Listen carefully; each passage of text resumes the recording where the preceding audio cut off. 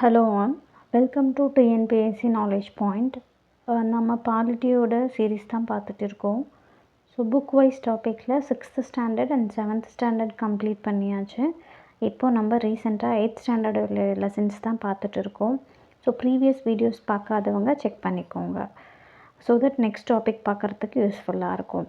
So நாம் 8th ஸ்டாண்டர்டில் last டாப்பிக்கில் மாநில அரசை பற்றி பார்த்தோம்.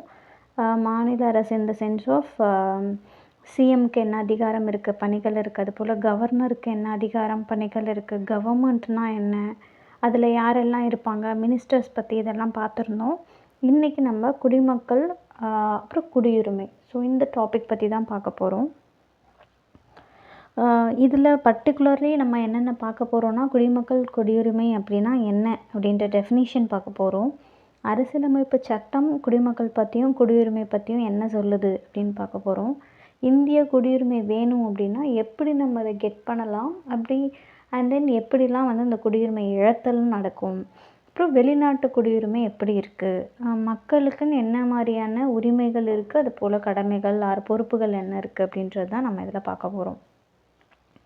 ஸோ ஃபர்ஸ்ட் இதெல்லாம் நம்ம தெரிஞ்சுக்கிறதுக்கு முன்னாடி குடிமையியல் அப்படின்னா என்னன்னு தெரிஞ்சுக்கலாம். ஸோ நம்ம அந்த தான் பார்த்துட்டே இருக்கோம், பாலிட்டி டாபிக்ஸ் தான் பார்க்குறோம். பட் குடிமையியல் அப்படின்றது என்னென்னா, ஒரு கவர்மெண்ட், அந்த கவர்மெண்ட்குள்ளார இருக்கிற மக்களுக்கு என்ன உரிமைகள் கடமைகள்லாம் இருக்குது அப்படின்றத பற்றி படிக்கிற ஒரு பார்ட்டை தான் நம்ம குடிமையியல் அப்படின்னு சொல்கிறோம். அதுக்குள்ளார முக்கியமானவங்க குடிமகன் அப்படின்னா நம்ம சிட்டிசன் சொல்லுவோம். இந்த வேர்டு சிவிஸ் அப்படின்ற லத்தீன் வேர்ட்லேருந்து தான் வந்தது. அதுக்கு என்ன பொருள் அப்படின்னா, ஒரு குடியிருப்பாளர், ஒரு இடத்துல தங்கியிருக்கவங்க. அதில் வந்து அப்போ ரோமில் வந்து என்ன இருந்துச்சுன்னா, நகர நாடுகள் அமைப்பு இருந்துச்சு. அங்கே தங்கியிருக்கவங்கள குடியிருப்பாளர்கள் அப்படின்னு சொல்லி சொன்னாங்க. ஸோ அதோடைய அட்வான்ஸ் வெர்ஷன் தான் இப்போ நம்ம வந்து சிட்டிசன் அப்படின்னு யூஸ் பண்ணிகிட்ருக்கோம். ஸோ குடிமக்களுக்கு எல்லா விதமான குடியியல் அரசியல் உரிமைகள்லாம் அனுபவிக்கிறதுக்கு தகுதியுடையவர்களாக இருப்பாங்க. அண்ட் குடிமகன்னா யார், குடியுரிமைன்னா என்ன அப்படின்னு பார்க்கலாம். ஒரு கவர்மெண்ட் இருக்குது, கவர்மெண்ட்னு சட்ட ரீதியாக அவங்களுக்கு வந்து ரைட்ஸும் சலுகைகளும் அனுபவிக்கிறவங்க, சட்டத்தை மதித்து நடக்கிறவங்க, அவங்களுக்குன்னு உரிய கடமைகள் எல்லாத்தையும் செஞ்சிட்ருக்கவங்கள தான் நம்ம குடிமகன் அப்படின்னு சொல்கிறோம்.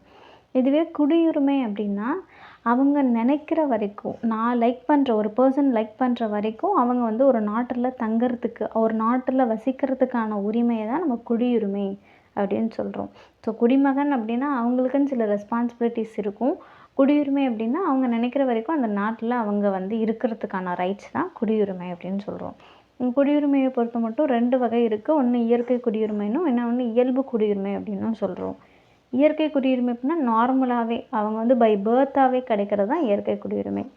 அதுவே இயல்பு குடியுரிமை அப்படின்னா அவங்க வந்து அப்ளை பண்ணி அவங்களுக்கு இந்த நாட்டில் அவங்களுக்கு வேணும் குடியுரிமை அப்படின்னு வாங்கிறது தான் இயல்பு குடியுரிமை அப்படின்னு சொல்லுவோம்.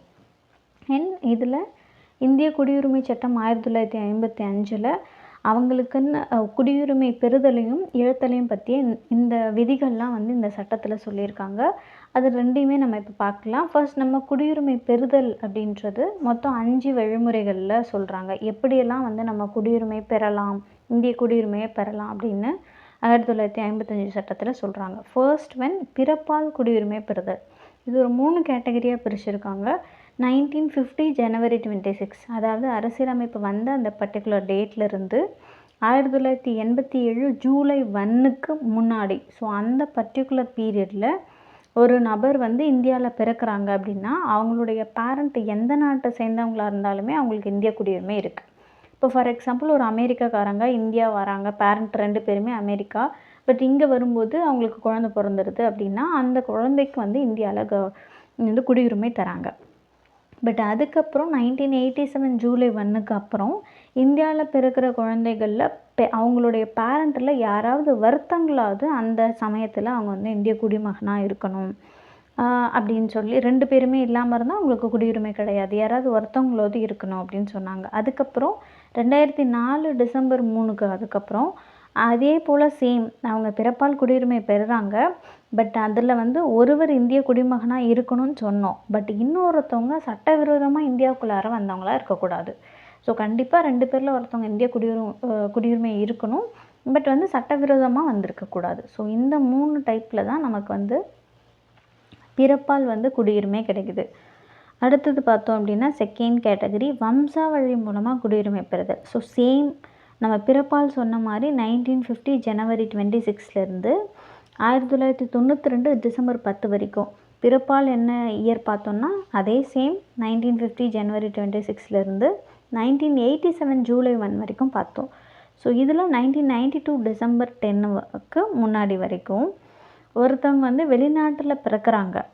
பட் ஆனால் அவங்களுடைய தந்தை, அதாவது அவங்களுடைய அப்பா மட்டும் இந்திய குடிமகனாக இருக்காங்க அப்படின்னா அவங்களுக்கு வம்சாவழி குடியுரிமை தராங்க.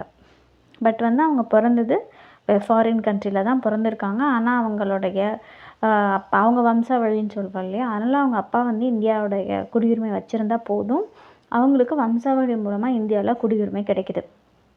இதுவே 1992 டிசம்பர் 10க்கு அப்புறம் அவங்க வெளிநாட்டில் பிறக்கிறாங்க அப்படின்னா அவங்க பேரண்ட்டில் முன்னாடி என்ன சொன்னோம், அப்பா மட்டும் இருக்கணும், இந்திய குடியுரிமை பெற்றுக்கணும்னு சொன்னோம். இந்த டைமுக்கு அப்புறம் யாராவது வரத்தவங்க, அது அவங்க அப்பாவாக இருந்தாலும் சரி அம்மாவாக இருந்தாலும் சரி, அப்படி இருந்தாலே போதும் அவங்களுக்கு இந்திய குடியுரிமை கிடச்சிரும். அண்ட் லாஸ்ட் வென் 2004 டிசம்பர் 3க்கு அப்புறம் வெளிநாட்டில் பிறக்கிறாங்க. பட் அவங்களுடைய பேரண்ட் 2 பேரில் யாராவது ஒருத்தவங்க அப்பாவோ அம்மாவோ இருக்கிறாங்க. ஆனால் அவங்க 1 வருஷத்துக்குள்ளார இந்திய தூதரகத்தில் இவங்க இந்த மாதிரி பர்த் ஆகியிருக்கு அப்படின்றத ரிஜிஸ்டர் பண்ணிவிட்டு எங்களுக்கு இந்தியன் சிட்டிசன்ஷிப் உரிமை வேணும் அப்படின்னு அவங்க பதிவு செய்யணும். இது வம்சாவளி மூலம். அடுத்தது தேர்ட் கேட்டகரி பதிவு செய்தல் மூலம். இது வந்து அவங்களாம் அப்ளை பண்ணி வாங்குறது. இதில் ஃபார் எக்ஸாம்பிள் பிரிக்கப்படாத இந்தியானா முன்னாடி இருந்த பங்களாதேஷ், பாகிஸ்தான்லாம் சேர்ந்து இருந்துச்சுல்ல, ஸோ அந்த எல்லாம் சேர்ந்தது தான். அந்த இடத்துல அவங்க வசித்தாலுமே வேறு கண்ட்ரியில் அவங்க இருந்தாலுமே அவங்க வந்து பதிவு செய்கிறது மூலமாக குடியுரிமை பெறலாம். அடுத்தது செகண்ட் கேட்டகரியில் அவர் வந்து இந்திய வம்சாவளியை சேர்ந்த ஒரு நபர் தான், ஆனாலும் அவங்களுக்கு பதிவு செய்தல் மூலமாக குடியுரிமை வேணும் அப்படின்னா அட்லீஸ்ட் 7 இயர்ஸாவது அவங்க இந்தியாவில் வந்து வசிச்சிருக்கணும், அவங்க இங்கே தங்கி ஸ்டே பண்ணியிருக்கணும். அண்ட் அடுத்தது சப்போஸ் அவங்க வந்து இந்தியன் சிட்டிசன் ஒரு பையனை மேரேஜ் பண்ணிக்கிறாங்க, ஒரு குடிமகனை வந்து மேரேஜ் பண்ணுறாங்க அப்படின்னா அப்போவும் அவங்க பதிவு செய்கிறது மூலமாக குடியுரிமை பெறலாம். ஆனாலும் அவங்க இந்தியாவில் 7 இயர்ஸ் வந்து ஸ்டே பண்ணியிருக்கணும். அப்படி இருந்தால் தான் அவங்களுக்கு வந்து குடியுரிமை கிடைக்கும். அடுத்தது ஃபோர்த்து கேட்டகரி இயல்பு குடியுரிமை. ஸோ பிறப்பால் பார்த்துட்டோம், வம்சாவழி பார்த்துட்டோம், அப்ளை பண்ணி பதிவு செய்தல் மூலமும் பார்த்துட்டோம். இப்போ ஃபோர்த்து கேட்டகரி இயல்பு குடியுரிமை அப்படின்றது என்னென்னு பார்க்கலாம். இது வந்து பதிவு பண்ணி தான் எதுவுமே பெறுறாங்க. பட் இதை யார் அப்ரூவ் பண்ணுறாங்கன்னா சென்ட்ரல் கவர்மெண்ட்டு தான் இந்த இயல்பு குடியுரிமையை அப்ரூவ் பண்ணுறாங்க. நீங்கள் வந்து எந்த கண்ட்ரியோட சிட்டிசனும் இல்லை, அப்படி இருக்கும்போது அவங்க வந்து ஒரு இயல்பு குடியுரிமைனா அவங்க அப்ளை பண்ணி வாங்கிறது தான். இப்போது வேலைக்காக போயிருக்காங்க, அப்போ வந்து இப்போ ஃபாரின்லேருந்து ஒருத்தவங்க இங்கே வந்திருக்காங்க. ஸோ அப்போ அவங்க வந்து இயல்பு குடியுரிமை, இங்கே அவங்க தங்கி வேலை பார்க்கணும். ஸோ அதுக்காக அவங்க வந்து இயல்பு குடியுரிமையை அவங்க வாங்கிக்கலாம். அதுபோல் வெளிநாட்டு குடியுரிமையை வந்து ஒருத்தவங்க இழந்துட்டாங்க, வெளிநாட்டு குடியுரிமை எனக்கு வேணாம் அப்படின்னு ஒரு அவங்கக்கிட்ட இன்னொரு குடியுரிமை இல்லை அப்படின்னா அவங்களுக்கு தானே இயல்பு குடியுரிமை அவங்க அப்ளை பண்ணி வாங்கலாம். இந்தியாவில் ஒருத்தவங்க வசிக்கிறாங்க, ஃபார் எக்ஸாம்பிளுக்கு அவங்களுக்கு இங்கே இந்தியன் கவர்மெண்ட்டில் வேலை பார்க்குறாங்க, இல்லை ஃபுல்லாக அவங்களுக்கு இந்தியாவில் தான் ஒர்க்கு, இங்கே தான் அவங்க தங்கி வந்து வேலை பார்க்க வேண்டியது இருக்குது. இந்த மாதிரியான சூழ்நிலைகள் எல்லாமே கூட நம்ம இந்த இயல்பு குடியுரிமையை வந்து அப்ரூவ் பண்ணுறாங்க ஃப்ரம் சென்ட்ரல் கவர்மெண்ட்லேருந்து. அப்படி வந்து இவங்க இந்த இயல்பு குடியுரிமைக்கு அப்ளை பண்ணுறாங்க, இயல்பு குடியுரிமை வந்து ஒரு கேண்டிடேட்டுக்கு கொடுக்குறாங்க, ஒரு பர்சனுக்கு கொடுக்குறாங்க அப்படின்னா அவங்களுக்கு சில கேரக்டரிஸ்டிக்ஸ் இருக்கணும். அவங்க வந்து நல்ல பண்பு உள்ளவங்களாக இருக்கணும். அண்ட் அவங்க ஏதாவது ஒரு நம்ம 8 அட்டவணை மொழிகள் 22 மொழி இருக்குதுன்னு சொன்னோம், அதில் ஏதாவது ஒரு மொழியில் அவங்க கிளியராக அதுக்குன்னு பேசுகிற அளவுக்கான நாலேஜ் அவங்களுக்கு இருக்கணும். ஸோ அது இருந்தால் தானே அவங்க இங்கே சர்வே பண்ண முடியும். ஸோ இந்த கேட்டகரி எல்லாம் சாட்டிஸ்ஃபை பண்ணால் தான் அவங்க இயல்பு குடியுரிமை மூலமாக அவங்களுக்கு குடியுரிமை பெறுவாங்க. அண்ட் ஃபைனலி பிரதேசங்களை இணைக்கிறது மூலமாக, இப்போது இந்தியா வந்து போர் மூலமாகவோ இல்லை எனிதிங் ஏதாவது ஒரு காரணங்கள் மூலமாக வேறு நாடுகளோ இல்லை வேறு ஸ்டேட்டோ நம்ம கூட வந்து இணையிறாங்க அப்படின்னா அப்போ அந்த பகுதி மக்களுக்கும், இப்போ இந்தியாவில் இருக்கவங்களுக்கு மட்டும்தான் குடியுரிமை அப்படின்னு சொல்ல முடியாது. அப்போ யார் வந்து நம்ம கூட சேர்ந்தாங்களோ அவங்களுக்கும் நம்ம வந்து குடியுரிமை தரோம். ஃபார் எக்ஸாம்பிளுக்கு பாண்டிச்சேரி வந்து 1962 தான் இந்தியா கூட வந்து இணைஞ்சுது. ஸோ அப்போ நம்ம வந்து பாண்டிச்சேரிக்கு குடியுரிமை வந்து இந்தியாவில் கொடுக்குறாங்க இல்லையா. ஸோ அதுதான் வந்து இந்த கேட்டகரியில் வரும். ஸோ பிரதேசங்களை வந்து இணைக்கிறது அப்படின்னு. ஸோ 5 டைப் ஆஃப் பார்த்தோம். இப்போ அடுத்தது என்ன அப்படின்னா 3 டைப் ஆஃப் துரத்தல். எப்படி தான் பதிவு பண்ணி வாங்கலாம் அப்படின்றதுக்கு 5 கேட்டகரி. எப்படியெல்லாம் அது போகும் அப்படின்னு பார்த்தோன்னா, ஃபஸ்ட்டு வந்து தானாக முன் வந்து துரத்தல். எனக்கு வந்து இந்த குடியுரிமை வேண்டாம், நான் வேறு நாட்டில் போய் வசிக்க போகிறேன் அப்படின்னு நம்மளாவே தானாகவே வந்து அவங்க குடியுரிமை வேணாம் அப்படின்னு துறக்கலாம். 2வது, அவங்க இன்னொரு கண்ட்ரியோட சிட்டிசன்ஷிப் வாங்கிட்டாங்கன்னா இது ஆட்டோமேட்டிக்காக கேன்சல் ஆகிடும். 3வது, கண்டிப்பாக கேன்சல் ஆகணும். அவங்க ஏதாவது வந்து மோசடி பண்ணுறாங்க, இல்லை தவறான பிரதிநிதித்துவம் பண்ணுறாங்க, அரசியலமைப்புக்கு எதிராக செயல்படுறாங்க, இந்த மாதிரியான கேட்டகரியில் இருக்காங்க அப்படின்னா இந்திய அரசு வந்து ஒரு ஆணை போட்டு அதுலேருந்து அவங்க வந்து இந்தியன் சிட்டிசன் கிடையாது அப்படின்னு அவங்கள வந்து ரிமூவ் பண்ணலாம். ஸோ இதுதான். நாட்டுரிமைனா என்ன, குடியுரிமைனா என்ன அப்படின்ற டிஃப்ரென்ஸ் பார்த்துக்கலாம். ஸோ நம்ம இப்போ வந்து ஒரு இடத்துல வசிக்கிறோம் அப்படின்னா நமக்கு ஒரு பூர்வீகம் இருக்கும், நம்ம பிறந்த இடம்னு ஒன்று இருக்கும், நமக்குன்னு ஒரு இனம் இருக்கும். ஸோ இந்த அடிப்படையில் தான் நம்ம ஒரு நாட்டை சேர்ந்தவங்க. இப்போ நம்ம இந்திய நாட்டை சேர்ந்தவங்க, அந்த மாதிரி ஒவ்வொருத்தவங்களும் ஒவ்வொரு நாட்டை சேர்ந்தவங்களாக இருப்பாங்க. பட் இது மாற்ற முடியுமான்னு கேட்டால் மாற்ற முடியாது. பட் ஆனால் குடியுரிமை அப்படின்றது, நான் இந்த நாட்டை சேர்ந்தவங்க தான், இங்கே எனக்கு குடியுரிமை இருக்குது, ஆனால் நான் போயிட்டு வேறு நாட்டில் கூட நான் எனக்கு வேறு இடத்துல தான் எனக்கு பிடிச்சிருக்கு அப்படின்னா நான் என் குடியுரிமையை மாற்ற செய்யலாம். ஸோ எப்போவுமே இது மாறாது. நாட்டுரிமை வந்து மாறப்போகிறது கிடையாது, குடியுரிமை மாறும். அடுத்தது இந்திய அரசியலமைப்பு பார்த்தோம் அப்படின்னா ஒற்றை குடியுரிமையில் தான் நம்ம இருக்கோம். பட் அமெரிக்க ஐக்கிய நாடுகள் இதெல்லாம் பார்த்திங்க அப்படின்னா இரட்டை குடியுரிமை கொண்டது. இங்கிலாந்து வந்து ஒற்றை குடியுரிமை கொண்டது. இந்திய குடிமக்கள் வந்து இந்தியாவில் எங்கே அவங்க பிறந்திருந்தாலும், எந்த மாநிலத்தில் இருந்தாலும் நம்ம வந்து குடியியல் அரசியல் உரிமைகள் தான் ஒன்று தான் இருக்கும். இப்போ சப்போஸ் வந்து இரட்டை குடியுரிமையாக இருந்துச்சுன்னா அவங்க தேசிய அளவில் ஒரு குடியுரிமை வச்சுருப்பாங்க, மாநில அளவில் ஒரு குடியுரிமை வச்சுருப்பாங்க. பட் நம்ம வந்து இரட்டை குடியுரிமை ஃபாலோ பண்ணுறது கிடையாது, ஒற்றை குடியுரிமை தான் ஃபாலோ பண்ணுறோம். அதுபோல் ஒரு ப்ரியாரிட்டி லிஸ்ட்டில் பார்த்தோம் அப்படின்னா ஃபஸ்ட்டு ஒரு நாட்டோட முதல் குடிமகன்னா யாருன்னா பிரசிடெண்ட், குடியரசுத் தலைவர் தான். இது நம்ம எல்லாருக்கும் நல்லாவே தெரிஞ்சிருக்கும். அண்ட் இது ஒரு இம்பார்ட்டன்ட் பாயிண்ட்டும் கூட. அண்ட் அடுத்த கேட்டகரி யார் அப்படின்னா வெளிநாட்டில் வசிக்கிற இந்தியர்கள். ஸோ அது நம்ம என்ஆர்ஐ அப்படின்னு சொல்லுவோம், நான் ரெசிடெண்ட் ஆஃப் இந்தியா அப்படின்னு சொல்லுவோம். ஸோ அதாவது பாஸ்போர்ட் அவங்க வச்சுருப்பாங்க, பாஸ்போர்ட் எடுத்துகிட்டு வெளிநாட்டில் போய்ட்டு வேலை பார்க்குவாங்க. இவங்க தான் வெளிநாடு வாழ் இந்தியர் அப்படின்னு சொல்கிறோம். அவங்கள என்ஆர்ஐ கேண்டிடேட்ஸ் அப்படின்னு சொல்லலாம். அடுத்தது இந்திய பூர்வீக குடியினர். அதாவது அவங்களோட ஆரிஜின் வந்து எங்கே இருக்குன்னா இந்தியன் ஆரிஜினில் இருக்கும். பர்சன் ஆன் இந்தியன் ஆரிஜின் அப்படின்னு சொல்லுவோம். இவங்களுக்கு வந்து அவங்களுடைய யாராவது தாத்தா பாட்டிங்க மூதாதையர் அந்த மாதிரி இந்தியாவில் இருந்திருப்பாங்க. பட் இவங்க இப்போ இருக்கிறது எல்லாமே வந்து ஃபாரின் கண்ட்ரீஸில் தான் வந்து இருப்பாங்க. இவங்கள தான் வந்து பிஐஓ அப்படின்னு சொல்கிறது.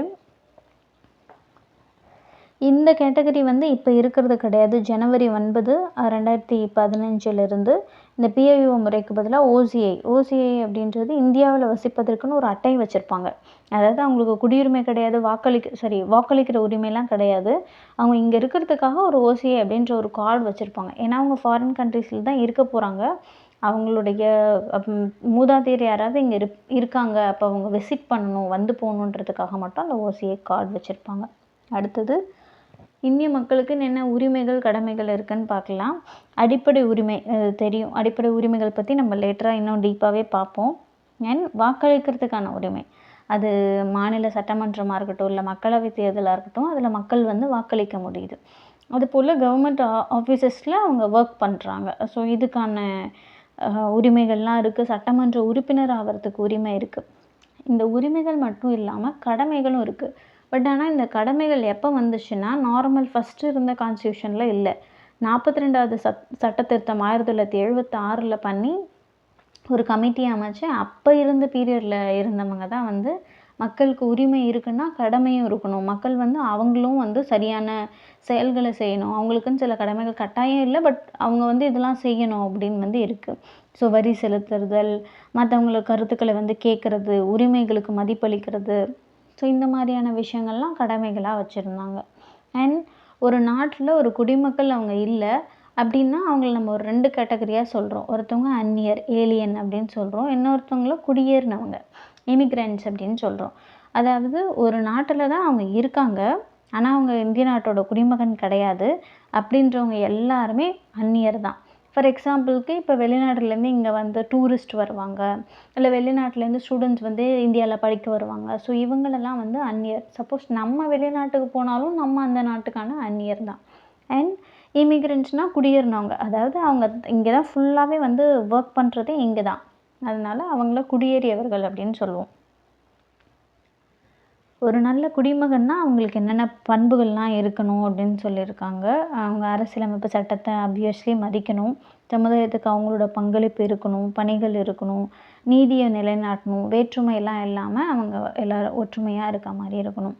அண்ட் ஆல்ரெடி நம்ம பார்த்தோம், வெளிநாடு வாழ் இந்தியர் என்ஆர்ஐ அப்படின்னு பார்த்தோம். பிரவாசி பாரதிய தினம்னு ஜனவரி 9ஆம் தேதி கொண்டாடுறோம். ஏன் அப்படின்னா, மகாத்மா காந்தி தென்னாப்பிரிக்காலேருந்து இந்தியாவுக்கு வந்த அந்த டேட் தான் ஜனவரி 9. அதனால அந்த டேட்டை தான் இதில் நம்ம கொண்டாடுறோம். இது வந்து எல்லா வருஷமும் கிடையாது, 2 வருஷத்துக்கு ஒரு முறை தான் இதை கொண்டாடுறோம்.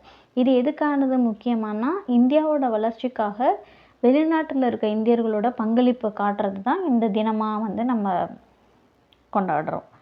அடுத்தது உலகளாவிய குடியுரிமைன்னா என்னென்னா, ஒரு குறிப்பிட்ட நாட்டோட குடிமகன் அப்படின்றத விட ஒரு உலகளாவிய ஒரு சமுதாயத்தில் நானும் ஒரு பார்ட்டு, நான் வந்து இந்தியனோட சிட்டிசன் அப்படின்னு சொல்கிறத விட இந்த உலகத்தில் என்னோட பங்களிப்பு இருக்குது அப்படின்றது தான் உலகளாவிய குடியுரிமை. நான் இந்த உலகத்தில் இருக்கேன் அப்படின்றது தான் உலகளாவிய குடியுரிமை.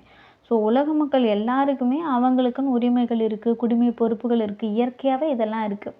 பட் ஒரு சில இடத்துல சின்ன சின்ன சேஞ்சஸ் வந்து இருக்கும். பட் கண்டிப்பாக எல்லாருக்கும் உரிமைகள் இருக்குது, பொறுப்புகள்லாம் இருக்குது. ஒரு மாடர்ன் சமுதாயம் உருவாக்கணும் அப்படின்னா கண்டிப்பாக அதில் வந்து இப்போ இருக்க யங்ஸ்டர்ஸோட ஈடுபாட்டும் அவங்களுடைய பார்ட்டிசிபேஷனும் கண்டிப்பாக தேவைப்படுது. அப்படி இருக்கிறது தான் வந்து ரொம்ப முக்கியமாக ஒரு பேஸாக, ஒரு அடிப்படையாக இந்த உலகளாவிய குடியுரிமைக்கு இருக்குது.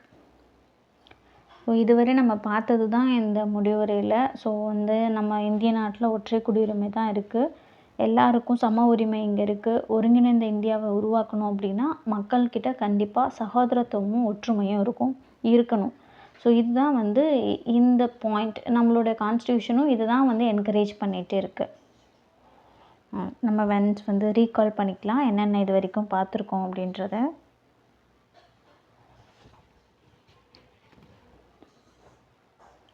ஓகே, ஃபர்ஸ்ட் குடிமைகள்னால் என்னென்னு பார்த்தோம். அந்த வேர்டு எங்கேருந்து வந்துச்சு, இதே போல் நம்ம ஆல்ரெடி இன்னொரு லெசன்லேயும் பார்த்துருப்போம். டெமோக்ரஸி அப்படின்ற வேர்டு எங்கேருந்து வந்துச்சு அப்படின்னு பார்த்துருப்போம்.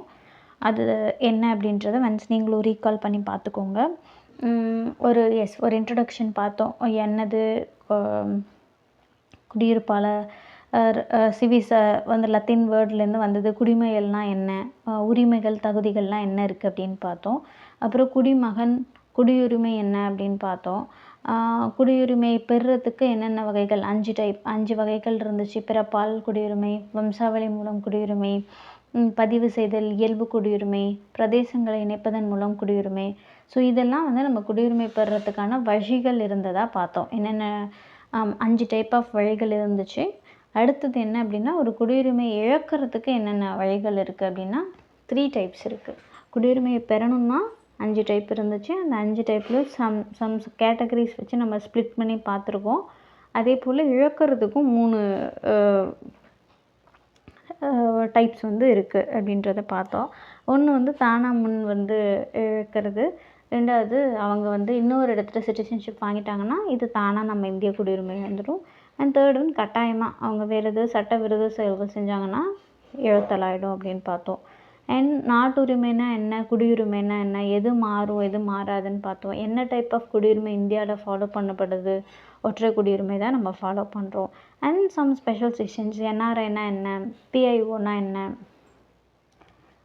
இந்த மாதிரியான விஷயங்களிலையும் வந்து நம்ம சேர்த்து பார்த்துருக்கோம். ஃபர்ஸ்ட்டு சிட்டிசன் யார் இந்தியாவை பொறுத்த மட்டும் அப்படின்றது, என்ஆர்ஐ, பிஐஓ அண்ட் ஓசிஐ இதெல்லாம் என்ன அப்படின்ற ஒரு particular points of definition and அதில் என்னெல்லாம் நடக்குது, அதை பற்றி நமக்கு என்னென்ன இன்ஃபர்மேஷன்ஸ்லாம் தெரியணும் அப்படின்றது பார்த்துருக்கோம். அண்ட் குடிமக்களுக்குன்னு என்னென்ன ரைட்ஸ் இருக்குது, அவங்களுக்குன்னு என்ன ரெஸ்பான்சிபிலிட்டிஸ் இருக்குது, உரிமை என்ன கடமை என்ன. உரிமைகள் தான் முன்னாடியிலேருந்து ஸ்டார்டிங்லேருந்து இருந்துச்சு. கடமைகள் வந்து எந்த வருஷம் கொண்டு வரப்பட்டுச்சு, எந்த சட்டத்திருத்தம் மூலம் கொண்டு வரப்பட்டுச்சுன்னு சொல்லி பார்த்தோம். அண்ட் ஒரு குடிமக்கள் இல்லை, ஒரு கண்ட்ரி இருக்குது, அந்த கண்ட்ரியோட குடிமக்கள் அவங்க இல்லை அப்படின்னா அவங்கள 2 கேட்டகரியாக பிரிக்கிறோன்னு பார்த்தோம். அந்நியர், இமிக்ரெண்ட்ஸ் அப்படின்னு. அப்புறம் ஒரு நல்ல குடிமகனுக்குன்னு இருக்கிற பண்புகள் பற்றி பார்த்தோம். அடுத்தது பிரவாசி பாரதிய தினம் வந்து எப்போ கொண்டாடப்படுது, எதனால் அந்த டேட்டில் கொண்டாடப்படுது அப்படின்றதெல்லாம் பார்த்தோம். யாரால் அப்படின்றதையும் பார்த்தோம். அடுத்தது உலகளாவிய குடியுரிமைனா என்ன, உலகளாவிய குடியுரிமைக்கு என்னெல்லாம் பேஸாக இருக்குது, யாரோட பார்ட்டிசிபேஷன் இங்கே அதிகமாக தேவைப்படுது, இதெல்லாம் வந்து நம்ம இந்த லெசனில் பார்த்துருக்கோம். அண்ட் முக்கியமாக இந்த மீள்பார்வையில் வந்து அரசியலமைப்போட பார்ட் 2ல் 5லேருந்து 11 வரைக்கும் இந்திய குடியுரிமை பற்றி சொல்கிறாங்க. அது வந்து முக்கியமாக பார்த்துக்கோங்க. இப்போ கொஷின்ஸ்க்கு ஆன்சர் தெரியுதான்னு பார்க்கலாம். மற்றது எல்லாமே நம்ம ஆல்ரெடி பார்த்த பாயிண்ட்ஸாக தான் இருக்கும். வேணும்னா நீங்கள் ஒன்ஸ் வந்து ரீட் அவுட் பண்ணிக்கோங்க. அண்ட் இங்கே சில கலைச்சொற்கள் கொடுத்துருக்காங்க. முயன்று அடைதல் அப்படின்னா அக்விசிஷன் அப்படின்னு சொல்லுவோம். திருத்தம் அப்படின்னா அமெண்ட்மெண்ட். அரசியலமைப்பு சட்டம்னா தெரியும், கான்ஸ்டியூஷனல் லா. சகோதரத்துவம்னா ஃப்ரெட்டர்னிட்டி அப்படின்னு சொல்லுவோம், பிரதர்ஹுட் அப்படின்னு சொல்லலாம். குடியிருப்பவர்னால் அங்கே தங்கியிருக்கவங்க, ரெசிடெண்ட். இப்போ நம்மளா சொல்கிறோம் இல்லையா, ரெசிடெண்ட்னு ஒரு இடத்துல தங்கிடணும் அப்படின்னா, ஸோ வந்து குடியிருப்பவர்னால் ரெசிடெண்ட் அப்படின்னு சொல்கிறோம். அண்ட் கீழே இருக்க கொஷின்ஸ் பார்க்கலாம். ஃபஸ்ட்டு கொஷின், கீழ்கண்டவற்றில் எந்த ஒன்று இந்திய குடியுரிமையை பெறும் வழி அல்ல? பிறப்பின் மூலம் பெறலாம், வம்சாவழி மூலமும் பெறலாம், இயல்பு குடியுரிமை மூலமும் பெறலாம். ஸோ ஆப்ஷன் பி, சொத்துரிமை பெறுறது மூலமாக நமக்கு குடியுரிமையெல்லாம் கிடைக்காது. சொத்துரிமை வந்து ஒன் ஆஃப் த உரிமை, பட் வந்து அதன் மூலம் நமக்கு குடியுரிமை கிடைக்குமான்னு கேட்டால் கிடைக்காது. செகண்ட் கொஷின், அரசியலமைப்பு சட்டத்தின் எந்த பகுதி மற்றும் பிரிவு குடியுரிமை பற்றி குறிப்பிடுது? பார்ட் 2, அதுலேயும் பர்டிகுலராக 5லேருந்து 11 வரைக்கும். இந்தியாவின் முதல் குடிமகன் குடியரசுத் தலைவர், ஸோ பிரசிடெண்ட். ஒரு நாட்டின் அந்நாடு வழங்கும் குடியியல் மற்றும் அரசியல் உரிமைகளை பெற தகுதியிட. ஒரு நாட்டோட யார் வந்து குடியியல் அரசியல் உரிமைகள்லாம் பெறுறதுக்கு தகுதி இருக்கவர் அப்படின்னா குடிமகன் தான். அந்த நாட்டோட குடிமகனுக்கு தான் அந்த நாட்டுக்குன்னு இருக்கிற குடியியல் அரசியல் உரிமைகள்லாம் இருக்கும். அவங்க குடிமகன் இல்லைன்னா அவங்களுக்கு அந்த உரிமைகள் கிடைக்காது. இந்திய அரசியலமைப்பு சட்டம் என்ன வகையான குடியுரிமையை கொடுக்குதுன்னா ஒற்றை குடியுரிமை தான் இல்லையா. அமெரிக்க ஐக்கிய நாடுகள், சுவிட்சர்லாந்துலலாம் வந்து இரட்டை குடியுரிமை இருக்குது. பட் நமக்கு வந்து ஒற்றை குடியுரிமை தான் இருக்குது. இரட்டை குடியுரிமைனா 2 இருக்கும். தேசிய அளவில் ஒரு குடியுரிமை இருக்கும், மாநில அளவில் ஒரு குடியுரிமை இருக்கும். இப்போ சென்ட்ரல் கவர்மெண்ட், ஸ்டேட் கவர்மெண்ட் இருக்க மாதிரி குடியுரிமைக்கே 2ஆக பிரிஞ்சிருக்கும். நெக்ஸ்ட்டு, இந்திய பாஸ்போர்ட் வச்சுருக்காங்க, பட் வந்து அவங்க ஃபாரின் கண்ட்ரீஸில் இருக்காங்க, இந்திய குடிமகன் தான் அவங்க அப்படின்னா அவங்க என்ஆர்ஐன்னு சொல்லுவோம். வெளிநாடு வாழ் இந்தியர், நான் ரெசிடெண்ட் ஆஃப் இந்தியா அப்படின்னு சொல்லுவோம். அடுத்தது, மக்கள் எல்லாருக்கும் உரிமைகள் இருக்குது. அது இல்லாமல் வேறு இன்னொன்றும் என்ன இயற்கையாக இருக்குன்னா அவங்களுக்கு பொறுப்புகளும் இருக்குது, கடமைகளும் இருக்குது. ஸோ குடியியல் பொறுப்புகள்னு சொல்லலாம், இல்லை கடமைகள்னு சொல்லலாம். உரிமைகள் இருக்கிற மாதிரியே அவங்களுக்குன்னு சில கடமைகளும் இருக்குது அப்படின்றது தான் 4th கொஷினுக்கான ஆன்சர். 5th ஒன், இளைஞர்களின் நவீன சமுதாயத்தை வடிவமைப்பில் பங்கேற்க செய்யும் ஒரு யோசனை. ஸோ வந்து யங்ஸ்டர்ஸோட பார்ட்டிசிபேஷன் வேணும், அவங்களுடைய பங்களிப்பு வேணும், அவங்களோட இம்பார்ட்டன்ஸ் வந்து இருக்கணும், அவங்களுக்குன்னு மேம்பாடு இருக்கணும். ஸோ எஸ், இளைஞர்களுடைய ஈடுபாடும் பங்களிப்பும் இருக்கணும். அப்படி இருந்துச்சுன்னா உலகளாவிய குடியுரிமைக்கு ரொம்ப பேஸான இது வந்து இன்னும் வந்து டெவலப்மெண்ட் அதிகமாகவே ஆக முடியும் அப்படின்றது தான். அப்படியே ட்ரூ ஆர் ஃபால்ஸ் பார்த்துடலாம். அமெரிக்க ஐக்கிய நாடுகள் ஒற்றை குடியுரிமையை வழங்குகிறது. இல்லை, அமெரிக்க ஐக்கிய நாடுகளில் இரட்டை குடியுரிமை தான் இருக்குது. இந்தியாவிலையும் இங்கிலாந்துலேயும் தான் ஒற்றை குடியுரிமை இருக்குது. ஸோ இதுக்கு answer false or wrong. Next, வெளிநாட்டு குடியுரிமையை கொண்டு இந்தியாவில் வசிப்பதற்கான அட்டை வைத்திருப்பவருக்கு வாக்குரிமை உண்டு? கிடையாது. அவங்க வந்து ஜஸ்ட் வம்சாவளி, அவங்க மூதாதையர் தான் இங்கே இருப்பாங்களே தவிர அவங்க ஜஸ்ட் விசிட் தான் பண்ணலாம், அவங்களுக்கு வாக்குரிமைலாம் இங்கே கிடையாது. So falls. 3rd, அடிப்படை உரிமைகளை இந்திய குடிமகன் அனுபவிக்க ஒரு அரசியலமைப்பு சட்டம். ஆமாம், அரசியலமைப்பு சட்டம், நமது அரசியலமைப்பு சட்டம் இந்திய குடிமகனுக்குன்னு இருக்கிற அடிப்படை உரிமைகளை அனுபவிக்கலாம். ட்ரூ. நாட்டுரிமையை மாற்ற இயலும், ஆனால் குடியுரிமை மாற்ற இயலாது. தப்பு. நாட்டு உரிமையை மாற்ற முடியாது, குடியுரிமை தான் மாற்ற முடியும். ஒரு இந்திய குடிமகனின் குடியுரிமை எதனால் முடிவுக்கு வருது அப்படின்னா, ஒருவர் வேறு நாட்டு குடியுரிமையை பெறும்போது, ஆமாம், வேறு நாட்டுகளுடைய சிட்டிசன்ஷிப் வாங்கிட்டாங்கன்னா இது தானாக முடிவுக்கு வந்துடும். பதிவு செய்கிறதன் மூலமாக முடிவுக்கு வராது, அப்ளை தான் பண்ணி பெற தான் முடியும். ஸோ அது கிடையாது, தேர்ட் ஒன், தவறான மோசடி வழிகளில் ஒருவர் குடியுரிமை பெற்றால் ஆமாம் அவங்களுடைய குடியுரிமையை ரத்து பண்ணிடுவாங்க. ஸோ ஃபோர்த் ஒன், போரின் மூலம் வணிகம், அதுவும் கிடையாது. ஸோ ஆன்சர் வந்து 1ம் 3ம் தான். So option B. வேறு நாட்டோட குடியுரிமை பெற்றாங்கனாலும் போயிடும். அடுத்த கொஷின் பார்க்கலாம். 1962 பாண்டிச்சேரி இந்திய யூனியனுடன் இணைந்தது. சரிதான். அப்போ இந்திய குடிமக்கள் ஆகிட்டாங்க. கரெக்டு. இது 1950 குடியுரிமை சட்டத்தின்படி பிரதேசங்களை இணைக்கிறதுன்னு சொல்லியிருக்காங்க. ஸோ ஃபர்ஸ்ட் ஒன் காரணம் கூற்றுக்கான சரியான விளக்கம் தான். கம்ப்ளீட் பண்ணியாச்சு. தேங்க்யூ ஃபார் வாட்சிங். Subscribe me for more TNPC related videos.